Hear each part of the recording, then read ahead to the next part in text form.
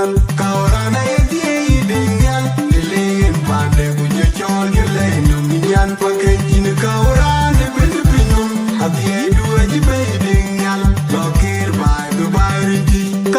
Rampiel win ya do di chirap lo kujul bela chomya kiri ding ringa Raan kan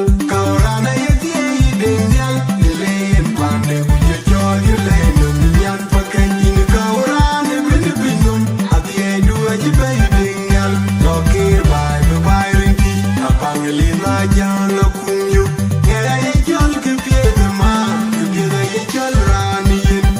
Akurin chai ringu Ajin joma do jong dengi Nano uta bioga makane ding Yen kenu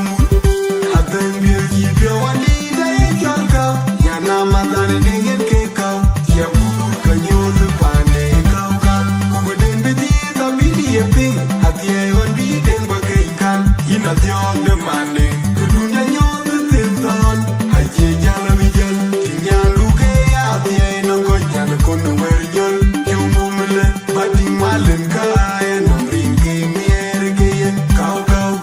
Kini Raan Atan jibyo wadi day jol kau Nyana matane dingen ke kau Siap kukur kanyozu pande kau kan Kubeden beti tapi dia ping Atieu wan bideng bagai ikan Ina tiok demande Kedunya nyotu tinton Haji jala wijal Tinyan luke Atieu nonggo jana kono werjol Jumbo mele Bading malen kaya Nong ringke miere kaya Kau Kini Raan Atan jibyo wadi day jol kau Nyana matane dingen ke kau Siap kukur kanyozu pande kau kan Kubeden beti tapi dia ping Atieu wan bideng bagai ikan Ina tiok demande Kedunya nyotu tinton Haji jala wijal Tinyan luke Atieu nonggo jana kono werjol Jumbo mele Bading malen kaya Nong ringke miere kaya Kau Kini Raan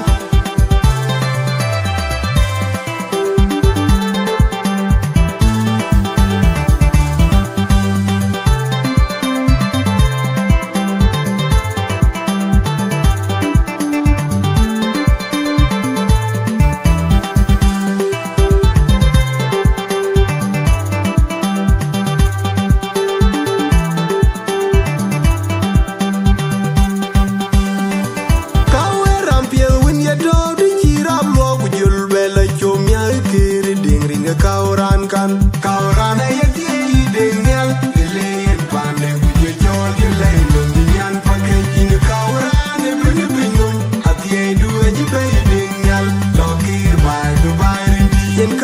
rampiel win ya do di chirap lo kujul bela chomya kiri ding ringa Raan kan Raan Atieu dingyal Lilin pande kunyo chol gilay Numinyan paketin Raan ben pinum Atieu dua jibe dingyal Lokir bai dubai rinti Rampiel win ya do di chirap lo kujul bela chomya kiri ding ringa Raan kan